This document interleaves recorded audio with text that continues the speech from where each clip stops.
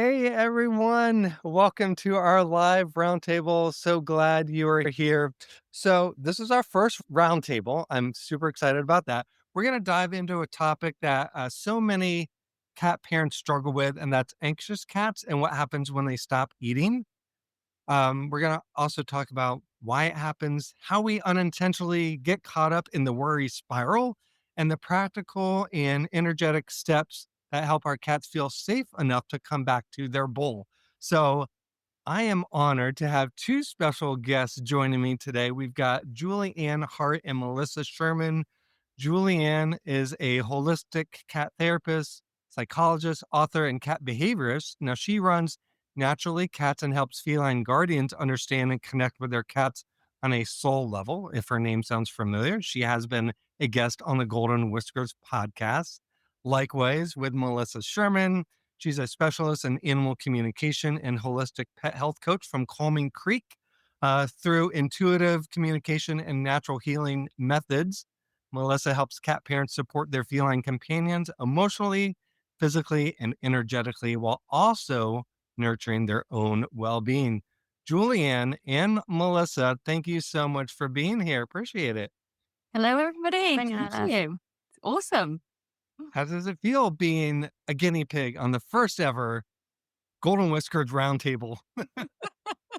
I love it. Always happy to give it a go. Yeah, I'm glad that I can always rely on you two, so appreciate it. Yeah, this is a really important topic. I know I've got a best friend who's dealing with some of this, a cat not eating the way that she wants, and it's making her anxious. I know maybe Julianne, I think you might be dealing with some of that as well. So let's start with kind of the big one here. Why do anxious cats often stop eating? And what are the most common triggers you're seeing right now? Julianne, let's start with you. That's a great question. Why do they stop eating? Because something's going on, and we, I say that kind of generally as guardians, we freak out, and actually cats don't always eat all the time in the wild. And I have to keep reminding myself of that. We think that a cat needs to eat 3 or 4 meals a day or however long you feed your cat. And we have to remember sometimes they wouldn't eat that way in the wild. But essentially, they're trying to tell you something's off. With my boy Leo, he was ex-feral, so he is an anxious pussycat in general.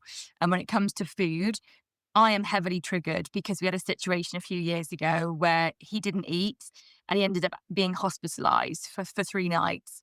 And it was one of the most traumatic things I've gone through. So if he shows now that he's not eating, I freak out. So, it is really important for us to recognize before we delve into this topic that we are both connected.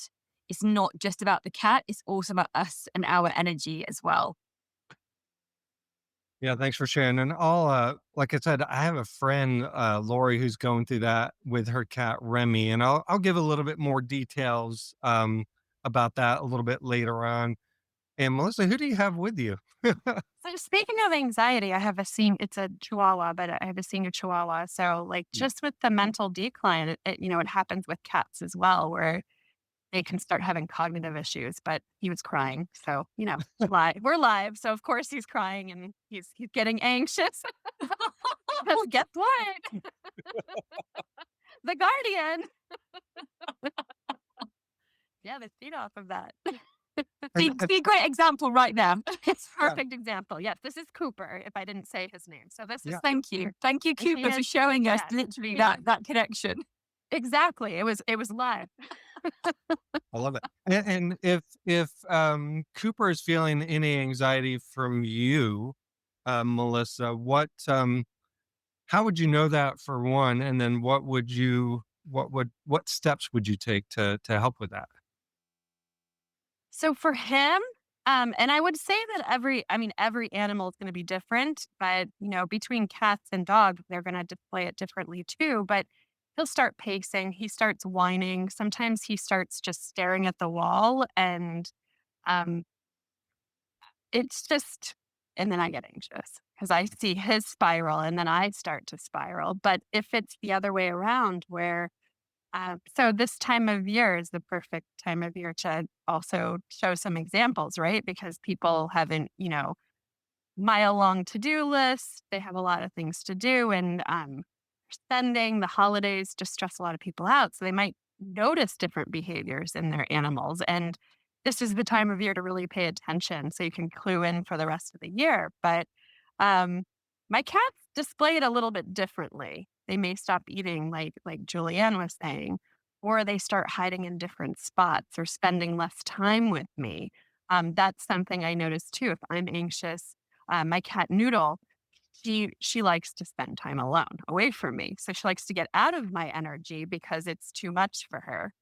Where I do have another cat that when I'm anxious, she lays right on my chest. So Mm. there's like right there with two cats, they're so different. So it is on an individual level from my experience, but the overarching umbrella is they're going to tell you through different behaviors. So they may be different cat to cat, dog to dog.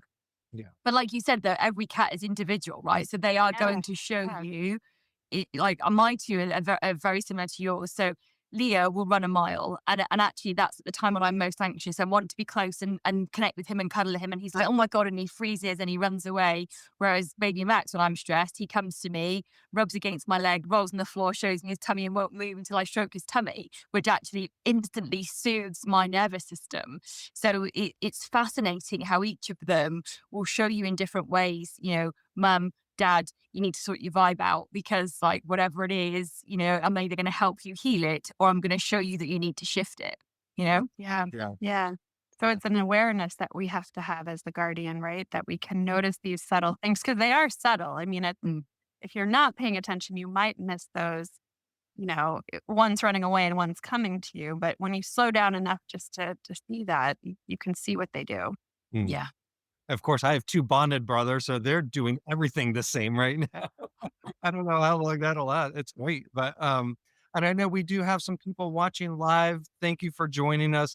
Just wanted to, give you the opportunity. If you do have questions for Julianne and Melissa, please drop them in the chat.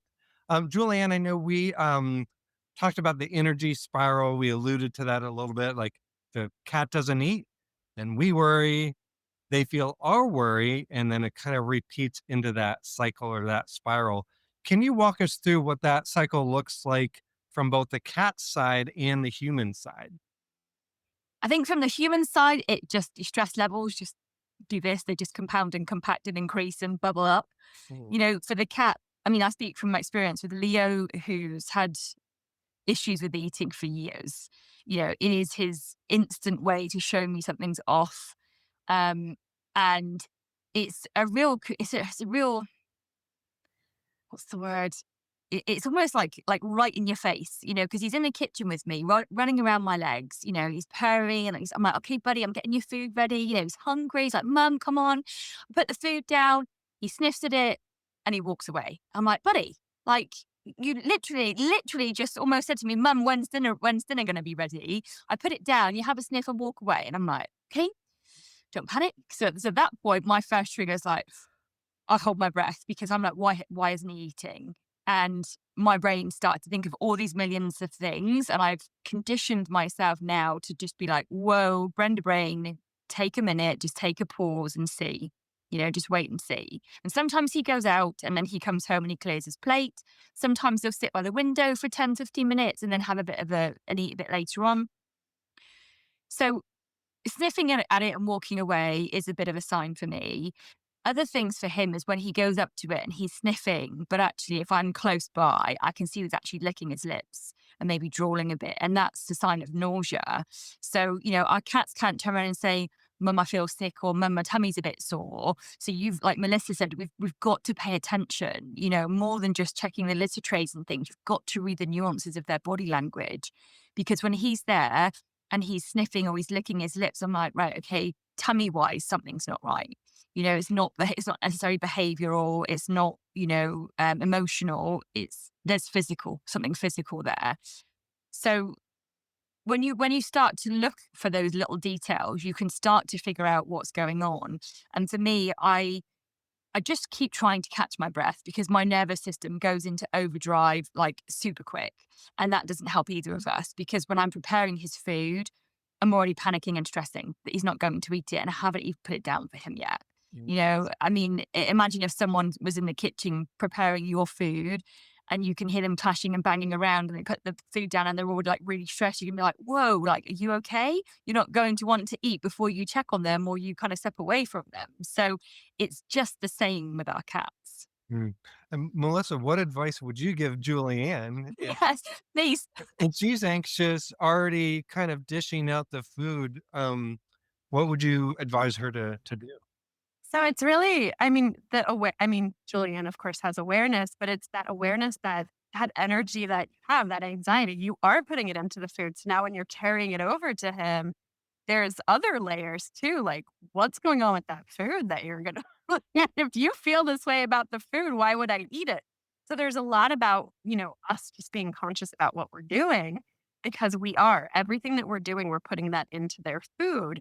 So it's almost like how do we get our brain? We have to slow down, take a few breaths and put that, sometimes I've had people, I give them like a 5-minute meditation. I'm big on meditation, but that, I'll give them like a 5-minute meditation before you start doing the food. And I do this for food transitions too, because that's a big thing with cats is getting them on a different, you want to switch their food, whatever it is.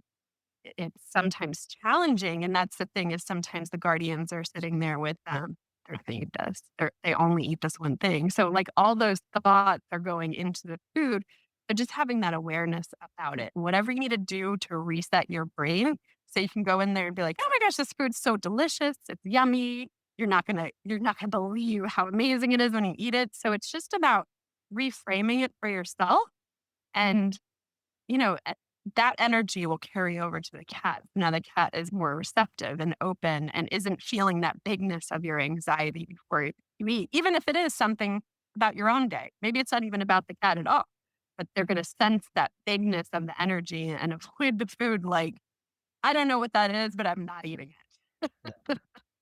I can't tell you how much I wish I knew both of you when I still had Mia around because, she had kidney disease her last few years, and then arthritis issues, some other issues, and her appetite definitely decreased. And I was super, I mean, I have a camera, that I got to be able to watch her when I left. And I would check if I left to, work at a coffee shop, I would be checking to see where she was. Like, literally, like, every 60 seconds. So I guess she could probably feel that. So I wish I knew you too, but I'm taking a lot of your advice for Nico and Milo now. I do wanna ask about my friend's cat, Remy. So my friend is Lori, her cat is Remy, and if this is too medical, just let me know. We don't have to kinda go through an analysis, but her cat is about 17 and a half, visibly slowing down, visibly has some weight loss. She has thyroid issues. Lori has taken her to the vet, every, few months just to look at the values and that sort of thing. Um, Remy, her appetite seems to be decreasing. And so she's on thyroid medicine, arthritis medicine, and now Mirataz for appetite stimulant. She's on an appetite stimulant. So there are some days though where she doesn't seem to eat that much. And Lori is anxious every single day. She's worried about Remy's not eating enough. She has a scale. The vet wanted her to weigh her on a regular basis to check her weight because if she loses an ounce or two off an 8-pound frame, she thinks that could be, not a positive sign. So now Lori's anxious, and if Remy goes like, if she's picky with a certain type of food, then she's constantly changing food to try to find what does work. And we've even done some toppers like sardine. And Melissa, we actually, I don't know if you saw, we just made your starter recipe with the chicken breasts and the carrots and yellow squash and kale, which was great. Remy was eating that. But I know Lori's got some kind of anxiety in her life besides Remy. And I know this is a lot and there are some medical issues, but anything that Lori could be doing differently to help Remy's appetite, help Remy eat more. Melissa, do you want to go first with the, as mentioned I know your we're both recipe? at each other like, I don't know. I've got a list of things that are going through my head, I but do you go first, too. love. So, Yeah. so, you may remember my cat Jolie, who's kind of what started me on this path. Um, she, I have a personal story about the thyroid too. So I know at towards the end, it does get very hard and challenging, and there's just anxiety associated with that. Um, it's really just going back to centering yourself. What I would say to Lori is just what is she doing for self care for herself? And then things don't have to be perfect. It does get challenging with medications and food and appetite. And sometimes the medications cause the nausea, and then there's an appetite stimulant that helps. So there's a lot of things, there's a lot of layers. There's anxiety when medication is maybe thrown up because of the nausea. So now they're missing a dose. But it's just about taking a step back. And so the advice I'd give Lori is to just make sure she's taking care of herself, but also find find the beauty in what's happening too, and not just focus on the medical decline, the issues with appetite, and just remember Remy as a whole. And Remy is perfect the way Remy is. And this is just part of life, and it's hard, but remember those other things. Remember the memories that were all great and talk about those with Remy. And that helps our own brain get out of that, like, this is it. This is so big and this is all consuming, to this smaller thing of like, oh my gosh, remember when, a few years ago we were running around and doing this, and just doing that, whether you're there or she's alone with Remy, having those memory shares just really helps. Of course, I would say, an animal communicator could help too with retrieving some of those memories, because Remy, that's what Remy's thinking about. Remy's thinking about all the awesome things that have happened. Remy's not focusing on this thing, because this is just one thing. And it's just kind of like, this is the way it is now, where as humans, we focus on the what's wrong and how can we fix it. So, like, looking at Remy as a whole, and then whether that's working with somebody to kind of retrieve some of those memories. Because I know too, when I'm in an anxious state, I cannot think of one positive thing. I mean, I can get to that place where it's like doom and gloom and I can't think of anything. So sometimes just getting help from somebody like, okay, hey, these are Remy's favorite memories, that can help you get through the rest of this in a more positive, productive way that just feels good, if that Mm. makes sense. I hope Yeah. that I just rambled on, but No, that's perfect. And Julianne, did you have something you wanted to add to that? I echo every single thing Melissa said, every single thing. And I love the fact that that was the go-to response, because I've got the practical things and you talked about the emotional bit, which is so important, like so crucial, you know, and this is going to sound sharp and it's not meant to, they don't live forever. And I wish that they did. I really and truly wish that they did. When I went through pickle with her illnesses and her old age, it was one of the hardest things I've ever gone through. So Laurie, like, I feel for you, love. It is a traumatic time. And like Melissa said, get help, communicator, energy support, whatever it is for the both of you. And it is really important to take a step back. We get all consumed with everything. So I hope that you're doing something to nurture yourself. Um, couple of things that I just made a note of. So Miritab, brilliant. Great that that's part of the medication plan. Um, and the body is slowing down.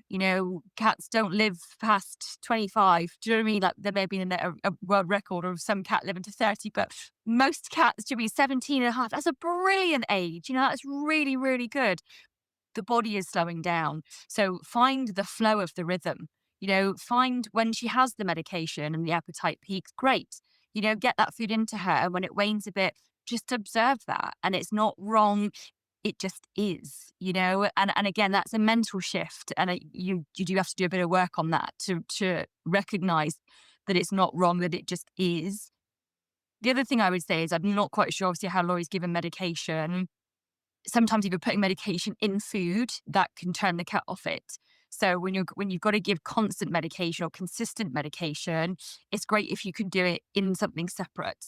So like I don't know what you guys would call them over there, but like we have like licky lick treats. They're like yogurt in a tube almost. It's not yogurt, but it's like a creamy thing. Do you know what I'm talking about? Churros are we have churro sticks here. Okay. So you Yeah. squidge it and it comes out like a yogurt? Is that the sort of thing you have? It is. I mean, it's very yeah, Icky. cats Icky? love it. It's icky, it's stinky, cats love it. You can Yeah. get them to do a lot of things with it, so that's a really good one. Yeah. Yeah. So putting the medication in that. The other thing that I learned when we were trying to give pickle medication when she was diabetic is although cats are lactose intolerant, she would have a little bit of dairy cheese, which is like soft, malleable cheese. We put the pill in it, she'd have it straight away. So because she liked the cheese, she didn't even know she was getting meds. So she didn't get disengaged or turned off from having that. So like Melissa said, there is the massive panic that comes over you if they vomit up a dose and they've missed one or you can't get one in them. And that again just adds to the spiral. But that's not where the cat is. That's not where her energy is. She is cognizant that her body is changing because she is an elderly being, but her love, her essence, her energy is all to do with Laurie and their connection and their bond. And if I could do my time again with Pickle, I would do what Melissa said and bring more joy and more love back into the present moment, which again could be a challenge, but try to find that vibration because that's up here. Love, gratitude, it's high vibe. When you've got fear, panic, and worry and doubt, it's all down here. It's really, really heavy. And you don't need to add that. So shift it where you can. Um, and then the last thing just about the food, you know, I've also been there where I would throw everything at Leo, like, just have this flavor, try this, try this, try this. And he's like, Mum, like, back off. I don't want any food right now. And you try to get all these different things. It's really not helping, you know? So again, some cats will thrive on that because they're like, oh, something new. So like my two, baby Max, if you give him the same meal twice, he's not going to go anywhere near it. He likes variety, different flavors, different brands. Leo, he's like, a foreign contaminant, won't eat it. So just go easy with changing foods and things. You're better off using ones that she knows and shifting the energy around it and around yourself, the food, and her versus bringing loads of different things. Great, she enjoyed Melissa's, like, brilliant, brilliant that she enjoyed that. Just be mindful if she's in her body and feeling what's going on, that change as well as another layer for her to process. Is what I would say. Yeah. Yeah, interesting. Like whenever Lori leaves town, I'm the designated cat sitter, and it's been a few months and this has happened, but she'll eat fine, when Lori's out, when she's out of town, What does and that tell you? I don't have that. I'm not bringing that stress in there because Right. she's not mine. I love her. She's not mine, so it's You don't have the fear, right? yeah, don't have that fear. So And that fear comes from love. We've got to remember that. It's because we love them so much, but working on that energy is a really crucial part of the holistic approach Melissa said about, looking at the situation in its entirety. And quick, it's a valid feeling too. Like don't suppress Totally. it. Feel sure, it, acknowledge it. But yeah, Shift it. yeah, yeah, shift it Yeah. and find that bittersweet. Like it is end of life is very there's a bittersweetness to mm, it that you just find those sweet spots still and Yeah. it can make a big difference. quick, Totally. quick final question before we say our goodbyes. I know we alluded to this a little bit, Melissa, that this time of year, we're recording this in December. It's the holidays. Could be stressful for everybody. More noise, visitors, routine changes. Um, how does general anxiety spill over into appetite issues? Well, we kind of already alluded to that. We talked about that, but what can cat parents? Let's answer this. What can cat parents do right now to prevent that, given that we've got more stress this time of year, many of us? Melissa, you want to take that, Melissa? I know this is the Sure. I mean, a lot of behavior things will pop up this time of year with cats and dogs. But when you see certain things, and it's good to be aware of your energy before you see things. But if you're new to this, you're new to like kind of just the awareness of what you're doing and what you're projecting. Just start noticing little things and slow down. I've told you before too, Scott, we've talked about it, where you can just kind of just wipe your energy, brush your energy off, shift your energy, shake, dance, do something. I mean, there's a lot of little things that you can do to kind of just shift your energy to be more present for them. to shake off the ick kind of. Again, these are all valid things. There's a lot going on. A lot of people overschedule and it is stressful. But like, how can you shift out of that and try not to overschedule? And I said try because some people don't have a choice, right? Yeah. It's over everybody's intention every December, and then we're back to where we were last year. So it's just having an awareness. And I don't know if I answered the Yeah, it's question. great. I Yeah, was like, wait, what was the question again? perfect. We just really wanted an action step that we could take to reduce, even something simple like Really? that, you know? Yeah, that really this is a brushing technique just to kind of brush it across your body, down your arm, and just visualize that. Visualize the heaviness shifting off. It's you're Mhm. sloughing it off your skin. And just all of those motions really can help shift your brain. Yeah. Julianne, one favorite technique that you use on yourself to help with stressful times? So I use something called a calm connection, which is something that I teach in my Become a Solid Cat Guardian program. And if you've been on any of my lives or in my soul space community, I'm sure you've had me do it. So it's basically 3 deep breaths, and we'll do it. How long? Have we got a minute, Scott? Can I do it in a minute? Yes, please do. Okay. Yes. So everyone, close your eyes. Okay, we're going to do this in a minute. So get yourself comfortable. Close your eyes. Take a nice deep breath in, all the way out. Left hand on your heart space, deep breath in, nice and slow, all the way out. And right hand on your tummy or below your belly button on your sacral space, deep breath in, all the way in as far as you can. Hold for a second and nice and slowly out. Just allow the body to soften. Allow the breath to find its rhythm. Just breathe. Bringing your hand down together in your lap. Taking one more deep breath. And out. And opening your eyes when you're ready. Look at that. 8:01. 1 minute. 1 minute. Instant calm. 3 or 4 deep sleeping. See? Yep. I've done that in Absolutely. airports. I've done that. I've done that in so many different places. I tell you, and it's the key is to have your hands on your body in some way because it anchors you into that moment. So you don't have. I'm not a fan of box breathing, but just those 3 deep breaths and eyes closed, if only if it's safe to do so, shifts everything. And it's us. It starts with us, like we said right at the beginning. This season, the stuff going on, the changes in the home, like we have the responsibility to support our animals as best we can. And everybody is doing the best they can, and that's enough. We have to remember that too. I feel the calm. I feel a lot more at peace. So, and just in time, I guess, to wrap things up. So, Julianne, Melissa, thank you all so much for being here. Want to give you a quick moment to share where we can learn more about you, follow you either on social media or your websites. Julianne, I'll give you the floor first. Thank you. Thank you for this, Scott, Melissa. It's been brilliant to come together with you both. Thank you, everybody that's been watching. It's been great to have you here. So you can find me on all the social medias at Naturally Cats. I'm most active on Instagram and then Facebook, and I'm also on YouTube. My website is naturallycats.co.uk. I offer chakra cleanses, communication, work with the cats and with the humans. And I've also got a free community called the Soul Space, which is where all cat lovers come together and we talk about energy and connection and the beautiful stuff about cats. So that's on my website as well. So I'd love for you to come and join us. I love it. And thank you for the work that you're doing. Melissa, your turn. And you can find me at commoncreate.com or on socials at Common Create Healing. And I'm most active on Facebook and Instagram and Substack. I have a Substack. Every Saturday I have a Substack, and it's more about the metaphysical part of animal communication. And I do astrology as well for animals. So Oh, it's fun. Dabble. love it. I love Thank it. you guys so much. This was a lot Yeah, of fun.